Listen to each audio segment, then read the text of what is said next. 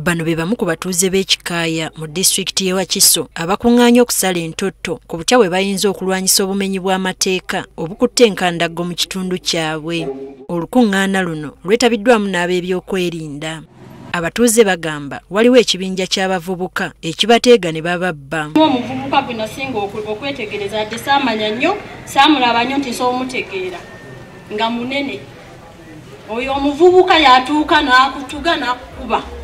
Then abalala ne bakusika ne bakujjaho akasawoko. Ababakubba we baali banzitidde. Era baba nabalengera bali mukaira bakwenu wala tena bansola kwa ne kwali tafari afuba soka ne mba. Balira kutomtine ko buyino njirira. Kubendulu mujja munyamba mujja abantu baaga. Babeera bana mu maaso wabeerayo babiri. Bw'oba omanyi otambula ne banno. Kumbe ne bana abali emabega nabo bakye babbi okugira bwe kuti abakuseeko. Waliwo n'abatuuze abatulaze enkovu ezibatuusibwako ababbi bano.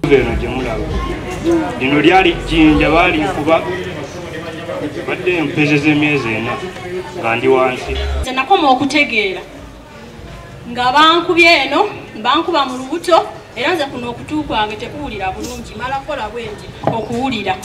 Waliwo abalumiriza abaana enzaalwa ez'okukyalo okuba mu bumenyi bw'amateeka buno kyokka bwe bakwatibwa ne batwalibwa ku poliisi tebabandaalayo. Loni yefudde kamenya wa kuno era alina akakundi akasukka abavubuka basukka mu 10 be bananyini kola kikoosi kino. Nkutano n'emirundi egisukka mu 4 nenyina mugirako wa wano ku poliisi. Poliisi yeenenya abatuuze okusirikira abamenyi b'amateeka kyokka nga babamanyi. We don't know where to get them. Bamanyi gye babasanga. I knew the community, you know where they stay.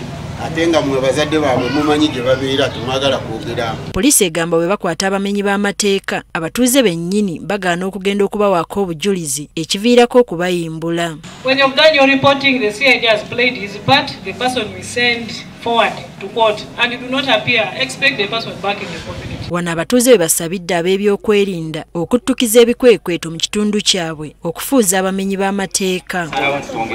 Bakkaanyizza abatuuze okukwataganira awamu n'ab'ebyokwerinda okunogera ekizibu kino eddagala. Teddy Nakaliga agaffeeyo ku Spark TV.